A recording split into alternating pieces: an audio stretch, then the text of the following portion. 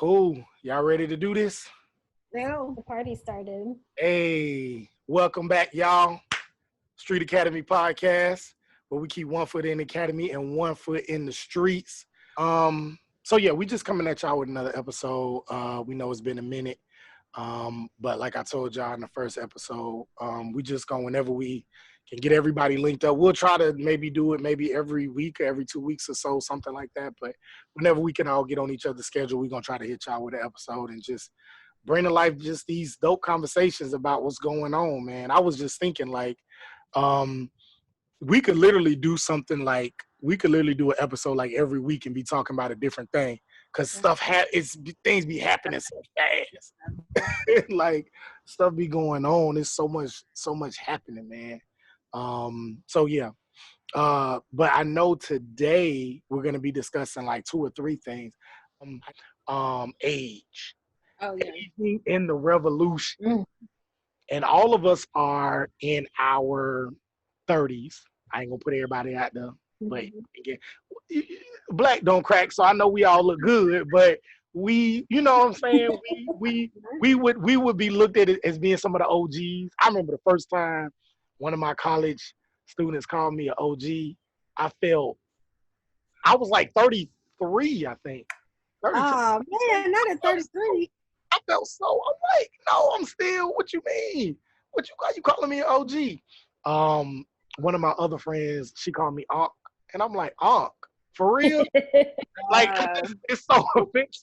It's so offensive every time she called me Onk. But I don't know. I guess we getting up there. So listen, I've been here because my very first year of teaching, I was 21 years old. And one of my students asked me if I was alive during slavery. And that immediately, I mean, I was tickled. I was very tickled. I was like, how old do you look 200 years old to you? You know, I was very, very tickled. But no, black don't crack, but damn. I'm not 200, nigga. I'm not 200. Not real. So listen. So since then, I'm like, clearly, I'm 200, and I can be. I've made my peace with it. I mean, I pulled up. I went to go see one of my homegirls. Shout out to Carolyn. She was in town a couple weeks ago, and her daughter. I had pulled up. We was going to Bankhead Seafood. And I had pulled up and I was like, hey, yo, Carolyn, where you park? She was like, I'll park back there. So then I went to go park. And when I walked up to where they was, she said, why her daughter's 8 years old. She said, why my daughter said when you rolled down your window, you pulled up, she said, Mommy, he looked like somebody's grandpa. Oh. Grandpa? That's nobody. I was like, man, am I really that old? Like, you're not. Children don't understand age. They don't, which is why I was fine when my student asked me that. I can't be like, I feel like we look good. I feel like we are, but I think about what Tupac said. Tupac said, you know, younger. He said, I remember he said in the interview one time that if you want to get people at the height of the energy and the power that they could put into revolution and movements, you got to get them in their 20s. Because by the time they hit their 30s, you know, many times they're starting to lose that momentum. Many times they're starting to lose that push and that desire to want to fight for a change and fight for, you know, what's right. And so he said, but you know, when you 22, 23, 24, 26, 27, that's the time where you at your maximum strength. And I agree with almost everything Tupac say. But I didn't agree with that, because I think about people who, like Nelson Mandela. Like, I think he was in his 30s going on 40s when he blew up that plant in South Africa. You know what I'm saying? Like, I feel like Malcolm and Martin, they was like, when they was at the height of their impact was in their 30s. You know what I'm saying? I feel like, you know, Jesus ain't start his movement until he was 30, 29 or 30, something, 30, because he died at 33 3 years, so 30 years old. So I don't know. I feel like, you know, you don't have to allow age to hold you back from the impact that you can make. But is it a factor? You know, in our approach, in our I guess in our play, and in our position in this movement and in this time. Listen, y'all have heard me say that I have aged out of the street ministry. I have aches and pains in places that I didn't have when I was in my 20s. You know, we went to action maybe 3 weekends ago or 2 weekends ago. Time's kind of running together. But we were out there, we were out there for a few hours. But walking back to the car at the end, like my feet hurt, my knees hurt. The next day I was like, where's the ice pack? You know, so I am very clear that I have aged out of street ministry.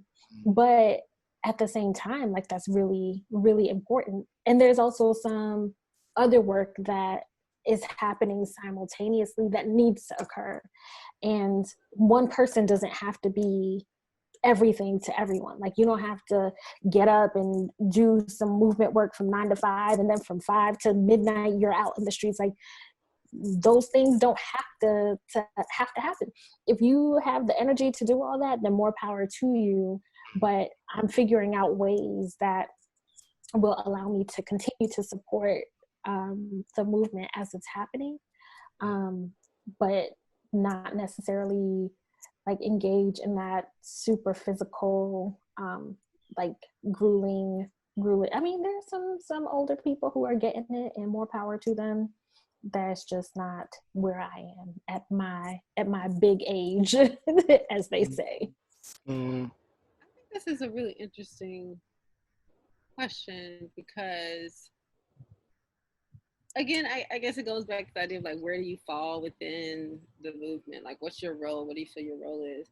But I think when it comes to this in particular, I imagine that you would do most likely what people are in your age group doing, like who are your peers, and engaging in the similar types of activities. And depending on if you have a cross-generational peer group, then you might be able to see different perspectives and then engage in very different ways. So if you say are around, typically younger people have the energy and the naivete actually to be more risky in their behavior. So you can see them being the disruptors. They might be the people who are on the streets yelling and all that. And then you might see some of the older people being more of the guides or of the healers in that sense. And I think it would be beneficial if all of us, if we had a cross section of all ages, because people will gravitate towards more specific roles at different ages. Not to say that they have to, or that that's the only way to be, just to say like, I can find that to be reasonable. And again, it's just like having that, I think it's so important for all of us just to really just be around difference. And I don't know how to make that happen more, because I feel like that's part of what the whole problem is with this whole thing, is that we don't know how to interact with people who are different from us, different perspectives, different ages, different races, different backgrounds, different all that kind of stuff. And like we're like intentionally in spaces with younger people, older people our age, so that we can, and not just people, all of those people, but also people from different lifestyles, backgrounds, religions, and all of that, so that we can understand how we really do want to engage. Because like, I can honestly say, I haven't been talking to any 20-year-olds or 18-year-olds or 16-year-olds about how they feel about everything. I haven't talked to any children necessarily about it. And I haven't talked to any like aged people, like anybody in their 70s or 80s, to feel like, well, how are they going to engage in this thing? I've talked to my peers, my age peers within my age group. And I think we are a mixed bag. Some people are out there on the streets. Other people are just kind of like analyzing and kind of playing it a little safer at home, yet still very much engaged, but not sure what to do. I think what I would like to happen is to be around a cross section of all the generations. I would love that. I would love to be in a space where that happens. Yeah, I usually I'm blessed to be able to be around people of different age groups. So of course, my peers, the people that I talk to the most, are typically people in my age cohort. But then I also teach students, students in their late teens or early 20s. So I'm able to get that perspective. But then, whenever I get a chance, I might try to holler at like some of my older uncles and stuff like that. And they'll tell me their perspective. So, and I try to, but because I'm not around them that often, I try to use that time to gather as much data as I can. You know what I'm saying? As a researcher, I'm always gathering data and gathering that, those qualitative, narratives and stories. And so I remember, actually it's interesting when we talk about our position in the movement. Um, I be telling this story so many times, so I don't know if I told it here, but every time there is a protest in Atlanta, one of my mentors, Miss Jackson, shout out to her. She always calls me at every time they doing some kind of protest here, and she always tell me, "I'm too old to march. My knees won't let me march no more. But if any of y'all go to jail, call me and I'll come bail y'all out." And that's always her. That's always her. Like, I can't march like I used to, but I got a couple dollars. You know what I'm saying? I was able to save up a couple dollars, so I could always bail y'all out. You know what I'm saying? And so I always, you know what I'm saying? Like, we need that.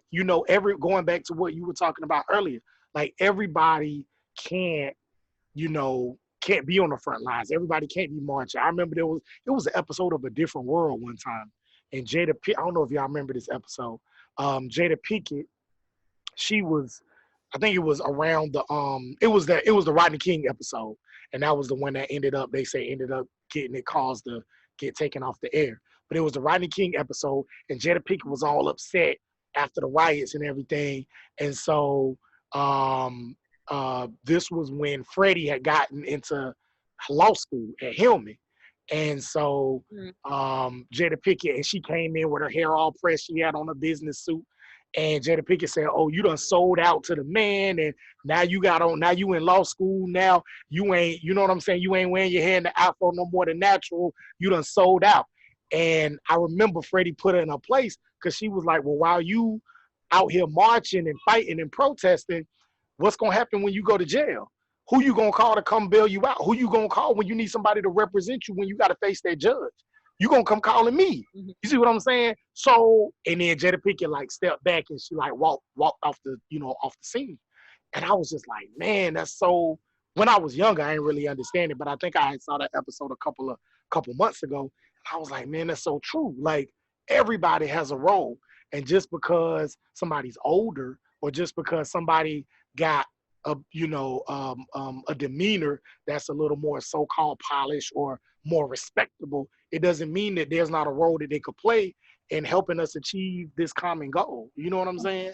And so as we get older, as we get more into our our careers and professionals, and maybe make more money, maybe we can be the ones to finance the movement as opposed to being on the street level. Maybe we can be the ones, when some of these young people get into trouble, we can call the president of our colleges, or somebody who's our supervisor, somebody who's on the board, and say, "Hey, can you talk to somebody? I know this brother, he all right. I know this sister, she all right." You know what I'm saying? It got a little crazy, but don't worry about it. I don't want you to do nothing with them. Let me talk to them. You know what I'm saying? Because we might have a little bit more leverage, and we might have a little bit more pull in the professional community, or amongst the black middle class, or the white elite, or the white middle class, or whatever. Like, we might be able to talk on behalf of them to help protect some of the younger brothers and sisters that's out there on the street level doing the work. You know what I'm saying? And so I think it's important for us to make sure that as we age, we're not trying to hold on to yesteryear. You know what I'm saying? We're not trying to hold on to when we were the ones, you know, with the rah, rah, rah and all of that.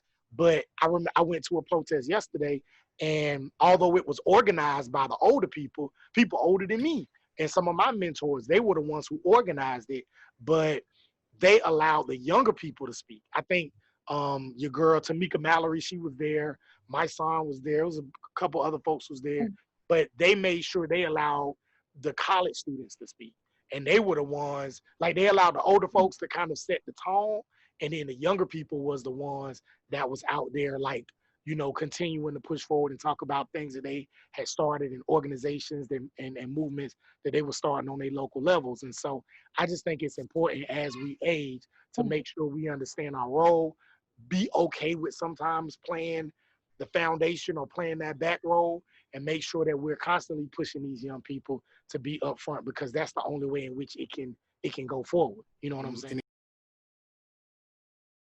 I need to catch up on Insecure, man. I ain't watched none of this season. I need to catch up on it because I heard they dropping diamonds. I heard they dropping diamonds over there.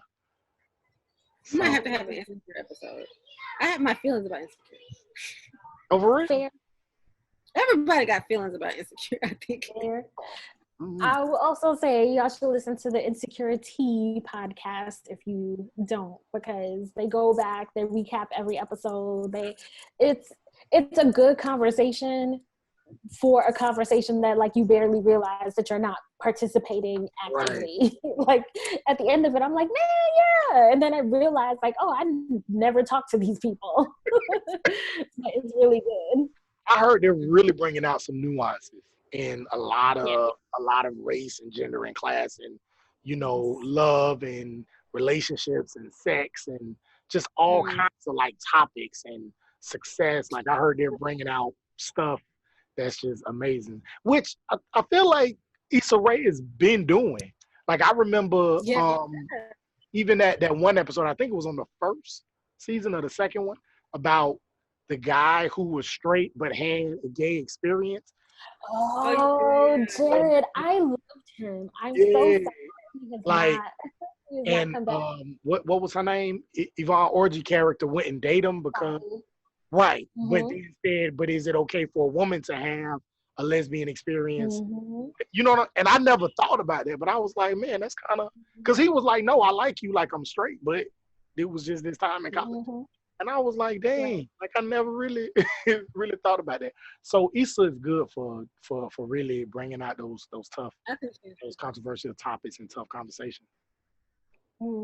I think I would benefit more from Insecure if I did sit and talk about it with other people. So that's probably my issue. I just need to sit and talk through it with people. I'm ready. No shade to Insecure. We can watch it and have a whole episode. I mean, a whole thing, and break it. We could. You know what I mean? But let me know so I could watch it real quick before I cancel this HBO, because there's no reason to keep the subscription going. It's true. Because I don't think HBO putting out that much more content. Not that, like, niggas really want to listen to or watch for real. Correct. I was here for Insecure. Gonna finish Watchmen, and then I will slip out the back door. I'm out there, D. So I think it started with, I brought this idea to the group of, like, now that, you know, it's not even that everything's over, because we don't want to say that either. Like, okay, now that it's done and all the hullabaloo is done, so how do we actually, you know, engage? It's more so just saying we're all active in what's happening. And I think a lot of us are really just trying to figure out, well, what can I do? You know, period. How can I just engage actively, not look at it like, oh, there's an over, you know, oh, it was those weeks ago. And now it's just like, it's never over. I think that's the point too. It's like, it's not over. It's never over. It's how do we find our place in this very active, living, breathing ecosystem called social justice. And so I came upon this framework called, like, social change ecosystem. And basically it's just asking, well, it just presents a number of roles that people can embody in the social change space. And so I was just curious, about it. So I just think there's this range of ways to get involved, and is helping me to think about like how can I stay engaged in this and not feel like it is a moment in time, you know. And actually I think it makes me go back to actually 2015, I think, when I was a co-chair of, not co-chair, I was on the team of the Black Policy Conference at the Harvard Kennedy School. And at the time, we called our conference Ode to the Struggle, New to the Movement. And I was just explaining how I was feeling at the time, and saying like, I feel like, you know, I've been Black, I've been experiencing, you know, the effects of systemic racism and 400 years of enslavement in my history and in my ancestry. I feel that struggle, yet I feel like I'm new to trying to get engaged in this space. And honestly, I still kind of feel new, and I still feel like I haven't like selected or identified what my role is and what I feel like I want to be doing in this space. And so, but I want to go ahead and define it. While giving myself flexibility, but I feel like I'm like, you know what, I'm a storyteller. I want to be this, or I want to tell stories. If I don't have to make it a noun, I can make it a verb and say like, I want to tell stories in this space, or I want to be on the front lines, you know. So I've just been thinking about that. Did any of those names resonate with y'all? Okay, so well, what I could do is I could tell you where I kind of feel like I fit in, and then maybe you could tell me what title that would be. Okay. So I feel like I'm the one who kind of helps organize. Mm-hmm. I don't think I'm charismatic. Like I can't see myself being the face of anything, but I could definitely be a part of whatever's being organized to help push forth something, right? Push forth an agenda, right? I can just kind of be a part of it. And even if I'm on the leadership team, but in terms of what that would look like and who talks and, you know, just kind of the face of it, I don't think I'm that, but I definitely help organize. I feel like I'm somewhat of a visionary in that I can kind of see an idea and say, yo, we should definitely move with this. And then help convince people that this idea is worth doing, but then I'm not good with details. I'm not good with the nuances. Like, all right, let's pick apart the day. Okay, make sure like when it's actually time for this thing to roll out, I need people who can see all the the little itty bitty details. I need them to help me because I'm when it's time to lay it out, it's gonna be some holes in it probably because I didn't see that, you know.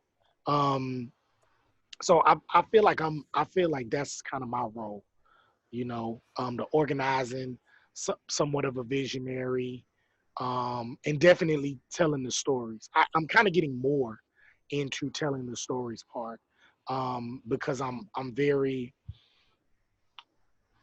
I like history, you know, I like narratives. I love reading stories. I love like biographies are my favorite type of genre. So I love reading biographies. I love reading people's, you know, their life stories and how it connects with whatever was going on at that time, which is probably why my background is sociology because I just enjoy that so much. And so I love to chronicle people's ideas and thoughts and concepts and how it relates to what's going on at that time.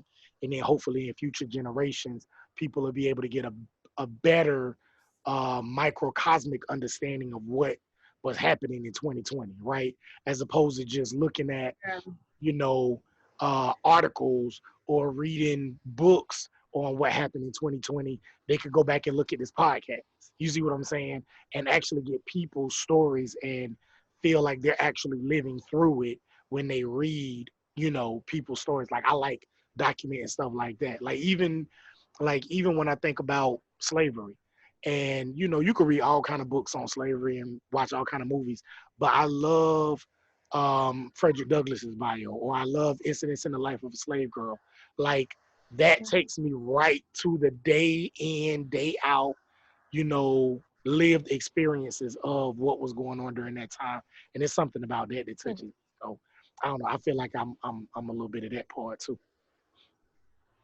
I think that puts you in the storyteller range, actually, Mm, which I think that's kind of what the purpose of this podcast is doing. Which this says, I craft and share our community stories, cultures, experiences, histories, and possibilities through art, music, media, and movement. mm-hmm, And I think Yeah. I actually feel like That's you, John. that's mm-hmm. you, John. What about you, academician? I think like listening to both of you all talk through like how you feel you fit within the framework. I think I'm a weaver. I Good point. think, yeah, I think that even outside of movement work, if someone says to me, hey, I do this, I automatically start thinking like, oh, are you connected to such and such person? Are you connected to such and such organization? Do you know such and such Gotcha. context? And That's so, yeah, so I think I'm a weaver. And definitely like as part of the movement that's happening now, um, I'm thinking about how folks who are just getting politicized are missing bits and pieces of information. Mm-hmm. And I mean, we'll get into this like a little bit later, but I feel like I'm finding my place in the work in terms of connecting them to organizations, connecting them to histories, like making a place for connection so that we can all advance forward together. Mm-hmm. I saw this video today. Um, some, another Instagram person just talking about stuff, saying like how everybody just needs to play their position, play their role. And Mm. he kind of just explained it as like politicians and then the soldiers, and saying that like I'm not too sure I like appreciated the way he explained each of them, but I one thing I don't see enough of is us talking about the people who are going to be the risk takers in this whole thing. Mm. And that's where Is he that was. one of the categories? Risk takers? So one of them is disruptors. So Okay. it's like I take uncomfortable and risky actions to shake up the status quo, to raise awareness, and to build power. And Mm. I wonder how, I, because of the different ways that Black people try to approach this. Even on your shirt, Don, you have the like quintessential essence of like the two ways. You have X, and then you have MLK. Even though at the end of their life, they kind of both started kind of going towards the middle in a way. Mm. Still, it's like the people who are the risk takers, who are out there um ready to blow up stuff. Like, Mm. how can we give more space for that, mm, or should we? more. Because going back to our conversation before, it's like what we've been doing in the past hasn't worked necessarily, or it hasn't advanced us in the way or in the leaps that we would hope to have advanced. Sure, we got like the Civil Rights Act, Voting Rights Act, and desegregation. We arguably maybe not a good thing, but we'll see. So it's like, do we need a new approach? Do we need different people in this space who are a little bit more willing to, I don't know, take even greater risks? I don't Mm, know. I mean, I think about on that list, there's probably 10 or 12 categories, like each one representing a archetype that you can bring to a movement or to a group or whatever like context you're in. Mm-hmm. And I think of the disruptors, and there's another one, the visionaries. Those are the people who lay out like the boldest plans. I think of those folks as sometimes getting resistance from the the other larger group. mm, And I see that like even now playing out, there are some visionaries that are saying we need to abolish police, we need to abolish prisons, we need to like disrupt this whole thing that's going on. And there is a lot of resistance of like, oh no, maybe we need to not quite do all that quite yet. And even with the protests that we've seen, people were out in the streets tearing stuff up. Yeah. And there was resistance to that too. Like, oh no, we can protest, but we don't have to destroy people's stuff. We don't have to disrupt the economy, you know. So I wonder, you know, on one hand, it's great to ask for that stuff, but I feel like by and large, that's not the move that we are supportive of. You mean like the risk takers, like the risk takers type move? Yeah. I mean, I'm not speaking about us specifically. I'm talking about like the general we. Mm. I think the general we is a little bit more conservative. Like the risk sounds great in theory, but when it actually starts to happen, Pushback. yeah, there's pushback. And, you know, a big part of that is we are in a context where we have to be really protective of the stuff that we have. Like it's hard to imagine a new society where we don't have to be like, well, where is my next meal coming from? If people start to burn things down and, you know, they burn up my car, how am I going to get from point A to point B? Or if they, you know, burn up my grocery store, how am I going to get my bread and my milk and my eggs, you know? So understanding that risk taking involves some risk, you know, but I mean, I get it. Like Black people have not won as this country takes risks. Like Black people by and large are not on the winning end when risks happen in this country. So I understand like some of the trepidation that people feel as far as like, should we do this thing or should we just be comfortable with what we have? Right. I was thinking. Oh, go ahead. No, you can go. Sometimes I think there's a certain privilege to taking risks, right? Yes. When you think about who's able to take certain risks, and those people who can and who are able, who have a certain level of leverage, I think they should be the ones to do it. You know, you have a lot of people who have the kind of jobs where they can attend a march or they can go to a certain place, or maybe they work from home, or maybe they have hours that are more flexible. So if you have a certain level of privilege, use that to be able to, you know, do things that somebody else who may not have that kind of job or who may not be in that type of economic position that they can't do. You know, so like for example, when you know, and I'm pretty sure we'll have a whole episode about voting, but when people say stay in line, vote, and make sure you go vote, and da da da da, and did you vote? Well, you didn't vote, then you don't have a right. First, and I love when you talk about that, Jackie, because you know you always say everybody's talking about voting without talking about voter suppression, and you can't talk about voting as if everybody has the privilege to be able to stand in line for 8 hours.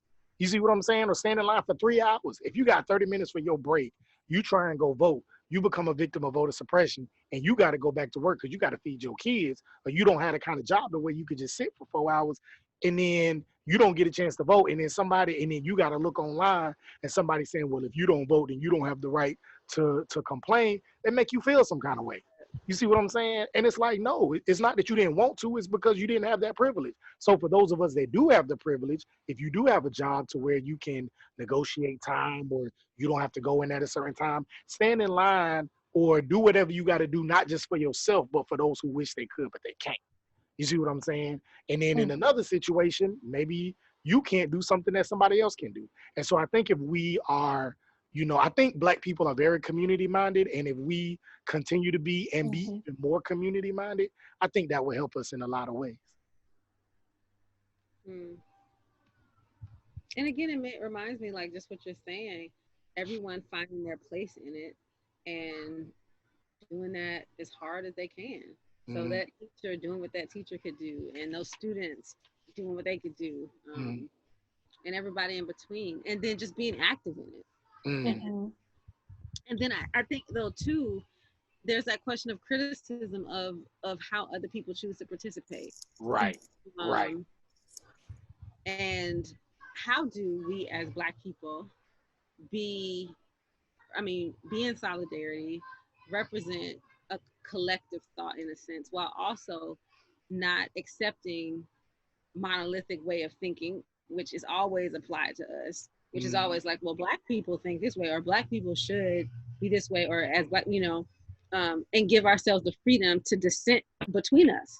I know we talked about that before, John, where it's just like like maybe you might disagree, but let's not disagree in public. Like this is mixed company, you know? So even when it comes to something like this, like how do we show that solidarity while also saying, I have a difference of opinion about how we could approach this.